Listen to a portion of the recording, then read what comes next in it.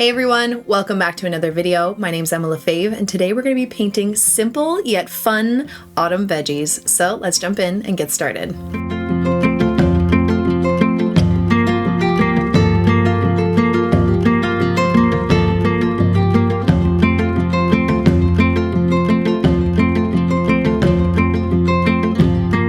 Okay friends, today I thought it'd be really fun to paint some autumn harvest vegetables. It's a really easy painting that I believe anybody can do, and it's also really fun, and then at the end you could always frame it and place it in your kitchen for some kitchen art. So today I'm going to be painting in my Etcher Lab cold press watercolor sketchbook. I have my Shinhan watercolors with me and a size 8 round brush, water and paper towel, and we're ready to go. Okay, so I don't know if you can see there's some pencil marks here, but that's more just a guide for myself of where I want to place things. When I'm doing kind of like a spread like this where I have like certain vegetables or flowers or something like that placed on a page, I do like to just kind of give myself a guide of where to place them, but it's not a necessity, so that's why I didn't do it too dark. But I will kind of guide you through where to draw them. Okay, so let's just get started. I thought to start off we could do kind of like a really nice purpley red onion up here. So I created this color over here with some permanent rose and some Winsor violet, not Winsor violet. It's one of those. It's like a Winsor violet or a dioxazine. I don't know. Either way, it's like a pinky purple, nice and dark. And I'm just going to grab a light wash of it to start. And I'm going to create this oval shape, just giving myself a guide. Okay, so start with an oval shape, nice and wet with this light wash. Then you're going to do kind of like this rough top where it kind of comes up and is a little, piecey there. And then at the bottom, it's also going to be the same kind of thing, but maybe a little bit more pointed, like that.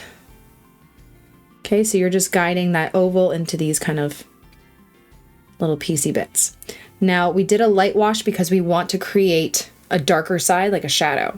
So now I'm going to go back in. I'm going to have this side be the highlighted side, and I'm just going to apply my darker color to one side, and I'm just going to kind of help guide the strokes around, and I'm going to do it in a curved way. So as I'm placing the color, I'm doing this like these curved strokes. Again, leaving it lighter on this side, but dropping in some of that color. And then just using the tip of my brush to kind of drop in like that.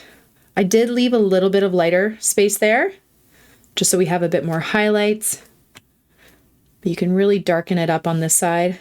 And again, we're doing like wet on wet, but I'm doing these curved strokes, so it gives it a little bit of texture that you would see on one of those purple onions, like that. And it's honestly so simple. If you want to make it a little bit darker, you can always add a little bit of like a dark green to your purple. And that darkens up, kind of creates more of a shadowy purple for that one side. You just tap it in, create some more little lines like that. And you have this really nice shadow color. Like that. Honestly, so simple. Okay, now we're going to do a mushroom. And for our mushroom color, I just take a little bit of burnt sienna and maybe a little bit of ultramarine. A little bit more ultramarine is going to make this a little bit more of a grayish brown. And then I'm going to start with a really light wash over the whole thing, just a simple mushroom. Like that. You can go over the whole thing, and we can come back and do a little bit more texture on everything after. So I'm just going to start with a light wash over the whole thing. And then I'm going to go in with a little bit more color and tap it into one side just to give it a little bit of shadow. And we are going to darken the bottom after and separate that bottom. I might even wash off my brush a bit and just lift a bit of a highlight on this side. Oops, I have a little bit of blue or green on my brush from something. Okay, hold on. There we go. but it can be a bit more texture. It doesn't have to be nice and smooth or anything. Although this is not working the way I wanted it to, but that's okay. There we go. Still lighter on that side. Okay. And we'll come back and do a little bit more on that after. Okay, then we're going to do, I don't know, is it a radish? I think it's a radish where it's like light on the bottom, or is the radish the more red one? I don't know. Either way, I've seen pictures of it and it looks really cute. So I'm going to start with burnt sienna, a little bit of indigo, maybe a little bit of yellow ochre to get this really light kind of brown. I'm going to lighten it up. And I'm going to place it all over this oval shape. Like this. Then I'm going to create a little tail for the root at the end. So it's going to kind of go into like a triangle at the bottom like this. Like so. And then I'm just going to kind of tap this brown color here. Then I'm going to add a little bit more pink to our purple mixture. And I'm going to tap it around the top. So I can actually start doing some lines, curves, going from about the middle of this vegetable. I'm going to call it a radish. I think it's a radish. To the top. And the reason why I'm going from the middle up is because when you lift your brush, you get those little explosions. And I want more down here to be more points instead of like lifting it and then you get that. Okay, so I'm just going to try and go from the middle up like that. Then I'm going to grab even more color and just make it darker up here. I feel like this looks like a little too perfectly shaped. I'm going to just make it a little bit uneven. It's a vegetable. It's not supposed to be perfectly shaped. Like that. Now, if you want to kind of just manipulate the shape down here a little bit, or the blend, you can kind of lift some of the color or blend it out. Up to you. Okay, then I am going to take some green, some olive green, and I'm going to do the leaves coming up this way. So I'm going to kind of touch the shape. I'm going to do a stem kind of coming up here because we have all this room up here. I have another one coming this way and then a shorter one over here. And I'm going to do these kind of big fluffy leaves, just kind of coming in and out, and then coming right back to the stem here. Okay. Again, this is an illustration. It does not have to be perfect. Okay, and you can see that the pink is kind of moved into the green a little bit and it's creating a little bit of a brown. That's okay. We're actually going to go back into the center of these leaves after with the pink to create like a pink vein in the middle. Just doing these kind of wavy leaves like so. If you want it to be a bit of a cooler blue, you can always add a little bit, or a cooler green.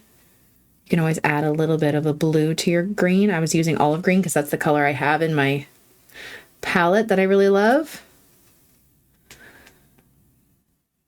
Just going to add a little bit more.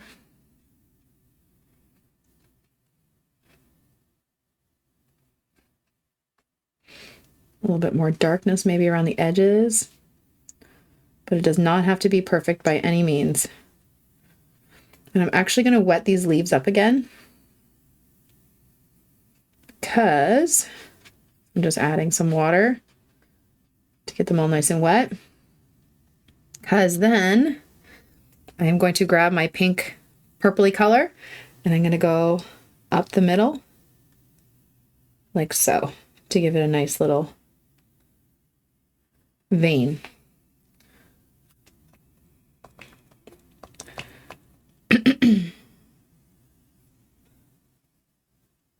Like that. Okay. I'll just kind of connect it coming down here. Like so. And again, we'll probably come back and do something else with that. Or, you know what is also really fun? You can take some sort of like scoring tool. I have this like leaf, or if you have like a palette knife, and while it's still wet, you can go in and create the veins with the tool, and all the dark watercolor will kind of seep into those veins. It's up to you. You don't have to. You could always just go over it with your watercolor after. Mine's kind of drying, so it's not working actually as well as I'd like it to, but it still gives it some fun texture. Yeah, like this is already drying. Go back in with some darker green. But try not to fixate on making it too perfect. It's honestly, it should be all kind of, I don't know, blended together and kind of loose looking. Either way, fun. And try not to overwork it like I'm about to. So I'm going to stop there. Now it did bleed into the bottom here that wasn't fully dry, so I'm just going to gently lift that. We are going to do some texture on it after too, so don't even worry about that. All right, now we're going to do some asparagus. This is actually a lot of fun to do. So I'm just going to take my olive green and I'm going to do a line coming down this way and a line, it's like crossing. Kind of make it a little bit of a blunt stem there. Then I'm going to take more of the color and I'm just going to do these little notches on the sides. And then at the top here, I'm just going to use the tip of my brush to create this fun tip of the asparagus, leaving some white space. Like that. Like so easy. But like, look how cute that is. You can even grab a little bit of purple, like, you know, when they have a little bit of the purpley notches in them. Some asparagus. Okay. And you kind of want these bleeds. My paper's drying really fast today, but that's okay.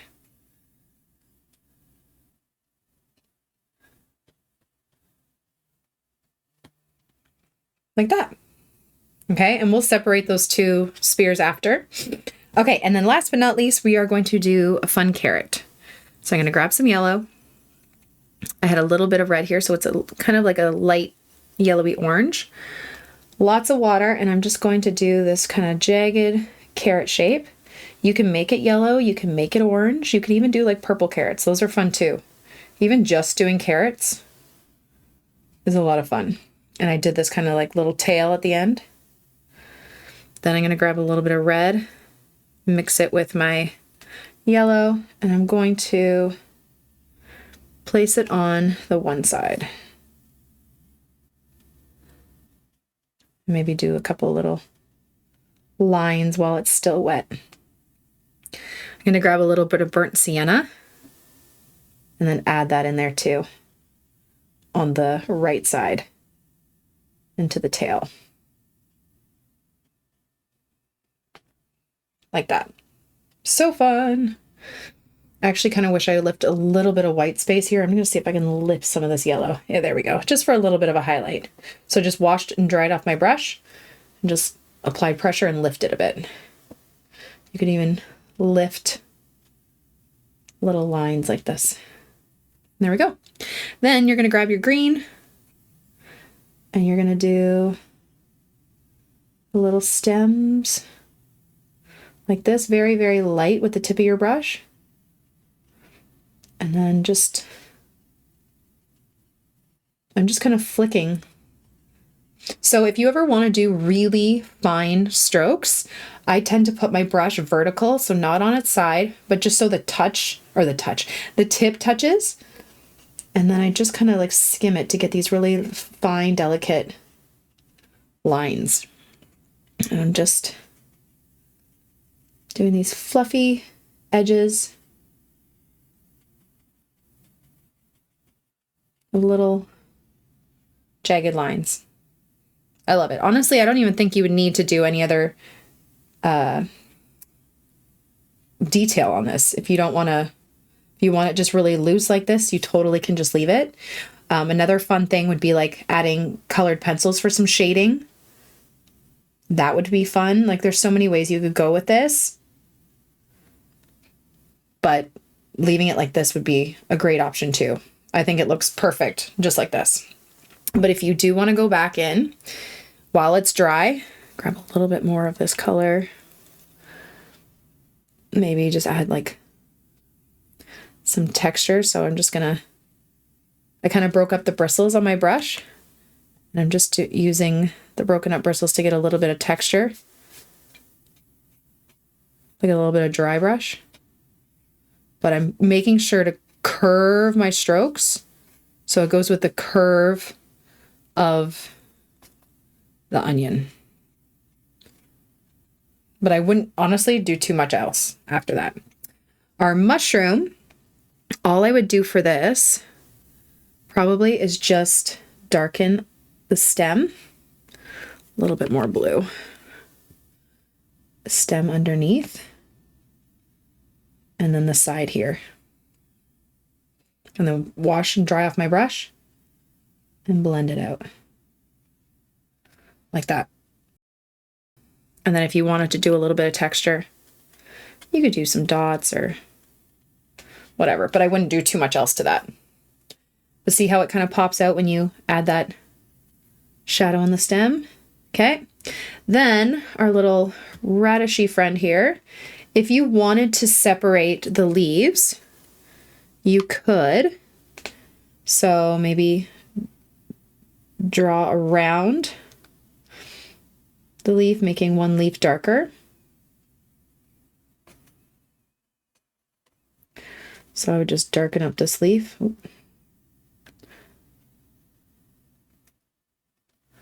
So it looks like this front one kind of pops out. Just wash off my brush, dry it, and then just kind of blend it out for the rest of the leaf. If you want to go back in with that pink color, you can. This one, I would probably go around this, oops, this leaf. Just darkening it a bit.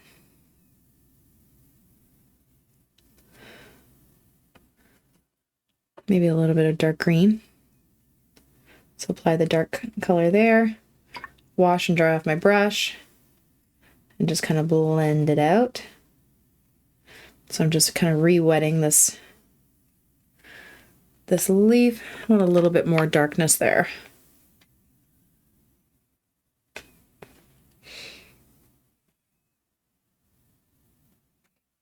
It just separates the leaves a bit more.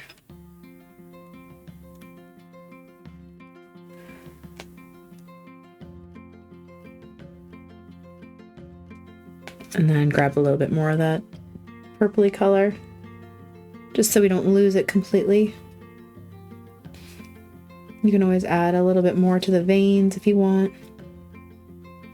Up to you.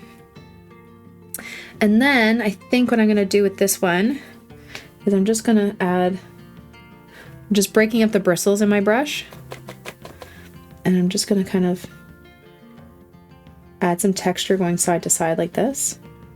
I feel like this one side should be darker. We didn't do too much shading on this one, did we? Might add a little bit of darkness over to one side.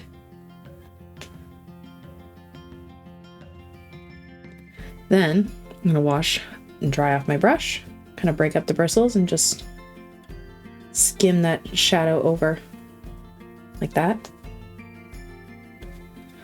Grab a little bit of our brown, do the same kind of thing.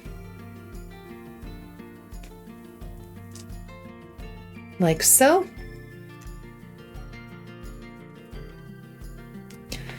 We add a little bit more darkness, shadow on the side. That. And then our asparagus, I wouldn't do too much except separate these. So I'm just going to grab a little bit of my green, and I'm just going to kind of outline this front one like this, and then just add a little bit of shadow on either side. So it looks like this one is crossing in front. And that's it. Add a little bit of shadow, wash and dry off my brush, and just blend this down. Like that. That's honestly all I would do. Like that. And then our carrot, I don't know. I kind of like the carrot the way it is. I don't think I'd do too much more. Maybe break up the bristles a little bit and just add a little bit of texture like that with a bit of dry brush. But that's honestly about it. And I think that's such a fun spread that you could definitely frame and put in your kitchen. And that's about it. So let me know what you guys thought in the comments below, and I will see you in our next video. Thank you all so much for watching. I hope you enjoyed it and hope you learned something. Don't forget to subscribe to this channel and follow me on all my other platforms for tons more content. Have a great day, guys. Bye.